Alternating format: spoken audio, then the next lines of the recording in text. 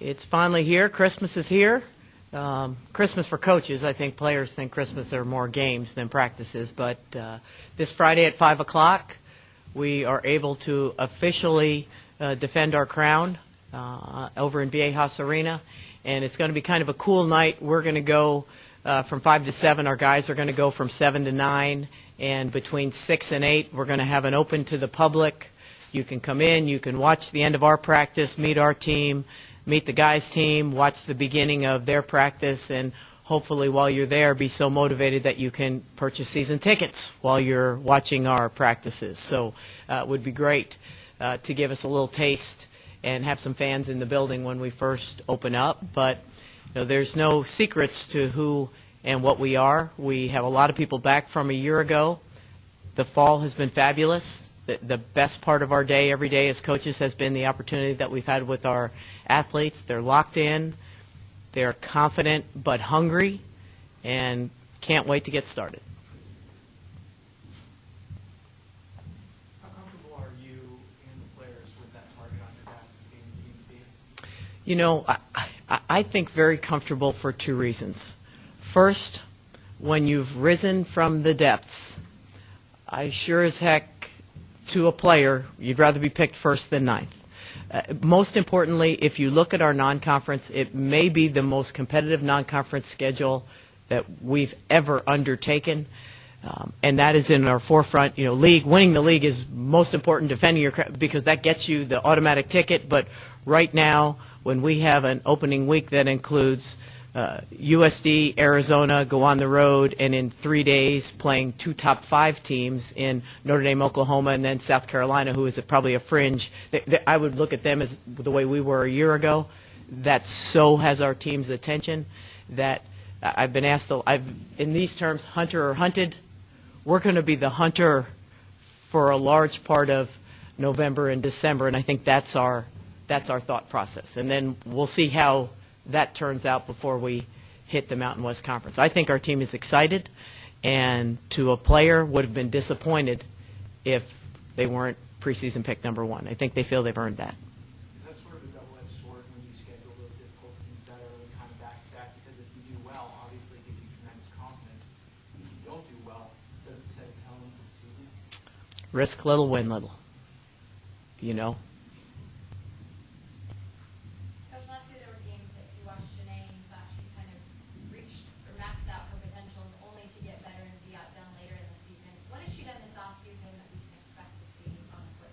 It's scary. It's scary. And you never heard me say she maxed her potential. That you never heard that. Oh, you said that. I tell you, the last component for her is that she's really gotten in the weight room. Her strength and power that now matches her speed and her skills. She had a fabulous opportunity to do an internship this summer, stay right here in San Diego, and trained harder and more consistently than she's ever trained. She has lived in the arc. She's mad if she misses a shot. So, there's a hunger that seniors have that you can never explain to athletes until they're seniors.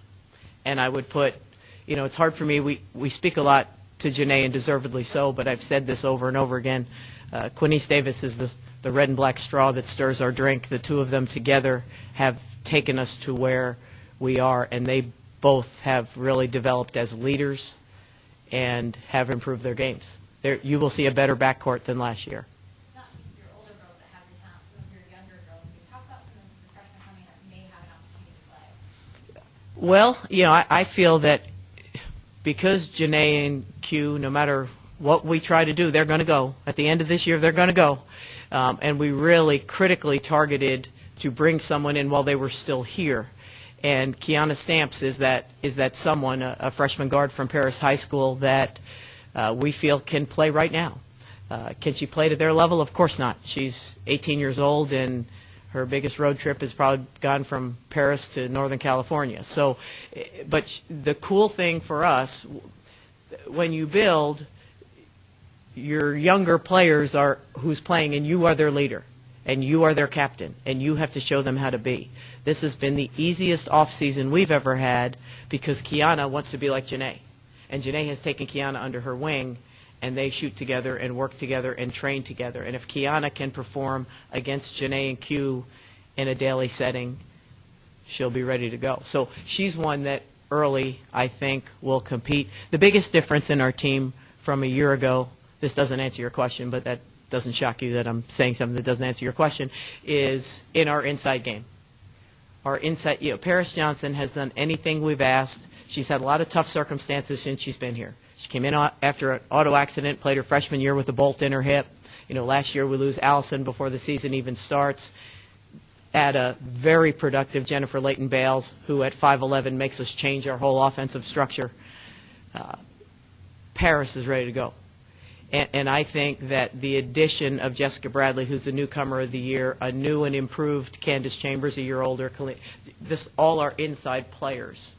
I think the difference in our team is we'll be able to compete different ways. Last year we could only really beat you one way. Now the good news is we were able to do that multiple times, but we didn't have a lot of plan Bs. This year our half-court game will be much better.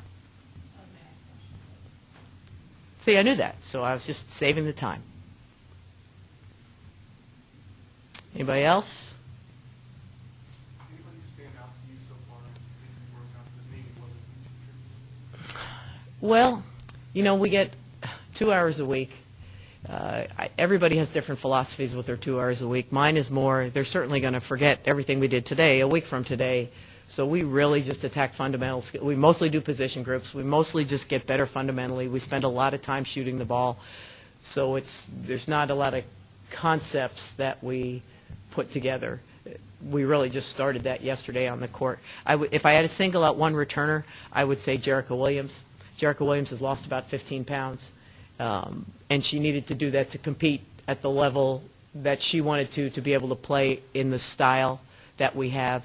We're excited for her. She was really a freshman in a lot of ways a year ago that hadn't competed in almost 2 years because she didn't play much at UCLA. So she's been one who has shown us, I want a little of this court action. With that said, Coco Davis has not been on the floor yet. She's been shut down since the 15th of August with a foot issue, and that's going to take some time. I mean, she'll be okay. I don't anticipate that she'll miss game time, but you see how difficult our schedule is out of the gate.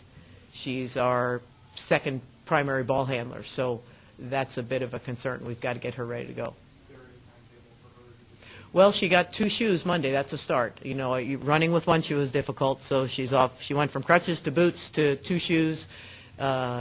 She is not very patient, but hopefully, if the tests go as they anticipate, they said by this weekend she might be able to do some 5-on-0 stuff at a slower pace. So she'll be behind. I mean, she can't help but be. It's been 2 months.